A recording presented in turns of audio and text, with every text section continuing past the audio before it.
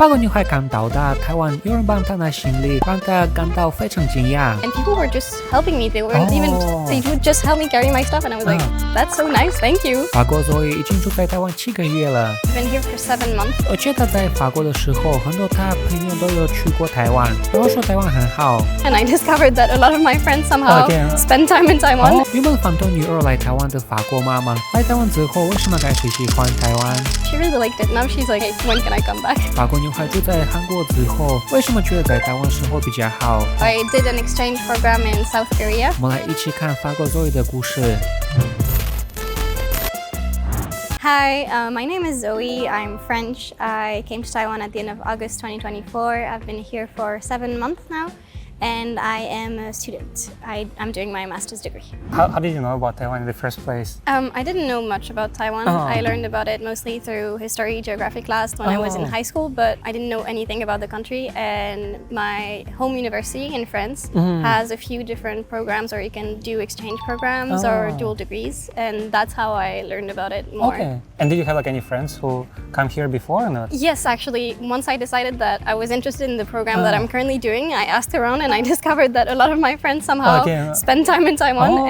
And what things did they tell you about Taiwan? They all had only positive things to say, which is also why I decided to do the program in the end. Everyone said it was so nice, the people were super kind, the weather was maybe the worst part of like living here, but that the atmosphere was really nice and that culturally it was very interesting. How long have you been here so far? So I've been here for 7 months now. 7 months. Yeah. And I agree with them. Like definitely the culture, the food, the people, everything is really nice here. Okay. And do you remember like when you just came here, what was kind of your first impression? First impression was that people are really kind. Like there's a sense of community that is kind of like Taiwan is an island, right? And you have kind of this islander mentality of people helping each other and like being a community, which is not something I was used to. It was really nice. Because when I got here, I was struggling because I had so much luggage, right? Right. And I was struggling to get my things like in the subway and the MRT and everything. And people were just helping me. They weren't even, they would just help me carry my stuff. And I was like, that's so nice, thank you. Do you remember like when you just started to live here, what were kind of like the first things that you like about Taiwan and things that you didn't like at the beginning? Things that I like, everything is very convenient. Like they're very reliable. Like if the subway is supposed to be there every 4 minutes, it's going to be there every 4 minutes. And convenience store are very convenient, right? Like it's so nice, you can buy stuff at any time. And the one thing I didn't like is I'm used to eating later in the day. Like dinner time is maybe around 8:30 for me, but all the shops are already closed by then. So I was like the first few weeks I was kind of struggling because I was like, oh, how do I get dinner now? Is Taiwan your first Asian country or you have been to other Asian countries before? It's not the first Asian country I've been to. No, I did an exchange program in South Korea for a semester, so 5 months I think it was. Okay. And I've traveled a bit with my family when I was younger. How do you think Taiwan is different compared to other Asian countries? I can only compare it to Korea, right? Because that's the one I've spent time in and not just like a few weeks on vacation. I think it's more relaxed in a way. Like the mentality, people are a lot kinder and there's not this pressure of you have to do things, kind of. It is similar in terms of fashion and trend and media and convenience because of like, for example, Shopee and all the online options. That is kind of reminiscent to what I was used to when I was in Korea. But it feels more easy to live here in a way. Like it feels more comfortable. Okay. Now I want to ask you about like your parents. Like how did they react when you told them that you want to go to live abroad in Taiwan? My dad was very chill about it. He was like, okay, have fun. And my mom was a bit more stressed. She was like, are you sure with China and everything? Are you sure you want to go there? So she was a bit stressed, but she came to visit. Yeah, she stayed a really long time. She stayed 5 weeks. Oh, that's a long time. And she really liked it. Now she's like, she's convinced that I made the right choice, and she's already asking me like, hey, when can I come back? This is nice. 那像法国Zoe讲到她妈妈来台湾的时候很开心，那我觉得如果我们也要让我们妈妈开心的话，可以送给他们德国Emma的床垫。Because now it's almost the Mother's Day, I think this is the best time of the year when we can make our mothers happy. And what is the better opportunity to make them happier than like to give them a very good mattress? 我自己已经用德国Emma的床垫很久了，然后我觉得他们的床垫真的 CP 值很高，especially because their mattress is not too soft and not too hard. 而且这个是墨烯黑床垫我真的很喜欢，因为有专利石墨烯恒温科技，自动调节体温，很适合台湾闷热的天气。而且我也非常喜欢开箱的经验，因为你收到德国Emma的床垫，它会在一个对床垫来说是蛮小的箱子里面，然后你可以很简单拿出来，然后打开就可以了。我觉得男生女生都可以自己用。But I think like if you want to give it to your mother, maybe you should even do it by yourself, so your mom is gonna be even happier. 如果你们还没有听过德国Emma这个品牌，这是一个在欧洲非常有名的品牌，他们是欧洲卖最多的床垫的品牌，所以欧洲人非常喜欢这个品牌，而且他们收到获奖也是全球最多的，所以我觉得真的可以相信这个品牌。So I think we really can trust this brand. Also, I think we can know for sure that like Emma will make our sleep very, very well, because especially when we spend like 30% of our lives in the sleep, I think it's really important that we have like a good mattress and also good pillows. 现在买床垫是非常好的时间，我们的官网有非常棒的母亲节活动，最低55折，而且下单用我的折扣 NEXTWW 还可以打9折，所以可以用母亲节的活动的机会让自己和家人换新的床垫。那我们现在继续我们的影片。What things did your mom like in Taiwan or dislike, or like what things surprised her the most? Okay, so she's a bit of a neat freak. She likes when things are like organized and everything. So she was really nicely surprised by Taiwan because she was expecting it to be a bit more rough around the side. She was like nicely surprised to see that things are like very organized and very efficient. Like yeah, like lineups, queues, like in yeah, MRT. and like you want to buy a train ticket, you go to the station. The queue is 20-second long. Like you have to wait a maximum like 5 minutes, and you can just buy the ticket, and it's very like easy and simple. Okay, that's cool. And were there any things that she didn't like about Taiwan? I don't think there's anything she like told me she didn't like. Or some things that were kind of weird for her. You can only drink bottled water. Like you shouldn't drink tap water.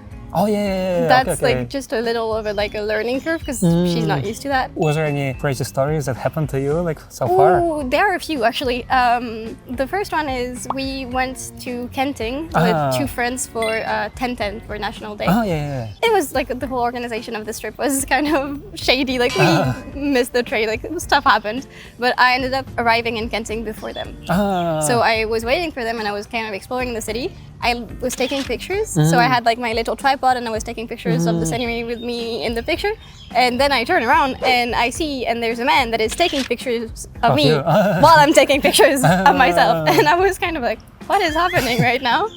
And then he came to talk to me and he was like, yeah, I took pictures of you. Do you want me to send them to you? And I was like, sure, thank you. That was strange. And it happened 2 more times. Oh, the same thing? Yeah, like, because that was in Kenting, and then we explored a bit the area, and it happened 2 more times. People just taking pictures of me and then being like, hey, I took pictures of you. And I was kind of surprised because I was like, what is going on? What is going on? And the second like kind of the story that happened is we went to Pingxi for the Lantern Festival.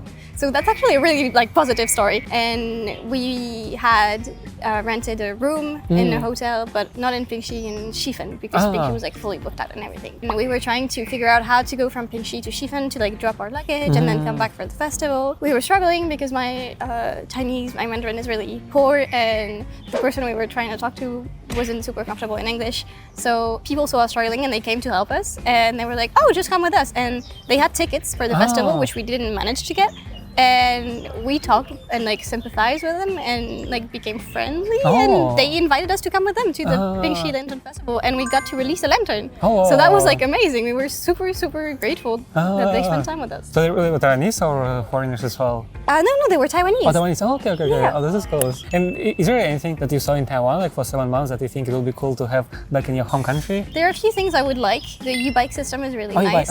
Yeah, because I'm from France and the country is a lot bigger. So a lot of the convenience things I like about Taiwan is that it's like one for everything, right? Like the Easy Card you can use in every city. You can charge it and use it in every city. In France, because the system is different, you have one card per city, and you need to buy a subscription for every city to use the subway transportation system, and it's not convenient at all. And it would be a lot easier if like this we could centralize it, but because it's a lot bigger, I don't know if it can be done. And same thing with like the U-bikes and just like pushing public transportation a bit more. Okay, cool. Like for the time you've been here, like I guess you saw a lot of things. So what things do you think should be improved in Taiwan? There is a huge gap, like information gap between if you're able to read Mandarin and if you cannot read. Oh, right. And even some government websites, when you see the translated version, they're very different. And sometimes it's a bit harder when you're not super like fluent to get around. From what I understand, Taiwan is trying to become more international friendly and attract more tourism.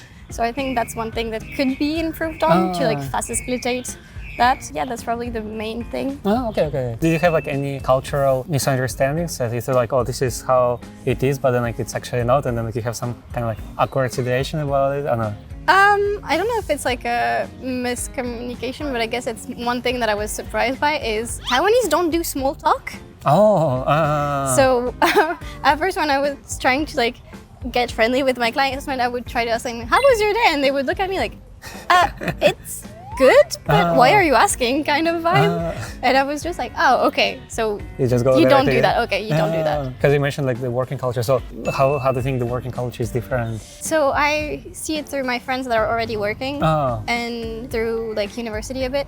There is kind of this idea that you have to like overperform and like it's okay if you started a job and like it's requiring you to do so much overtime even though it's not paid, because like you have to show that you're like willing and everything. And some of my friends are exhausted because they've been in this new job for a few months and they finish work every day officially at 6, but they actually get home like way later because they have so much more to do than is actually doable in a day's work. And they get messages from their bosses at like 11 p.m. and they're like, oh, I have to answer. And I'm just like, no, you don't.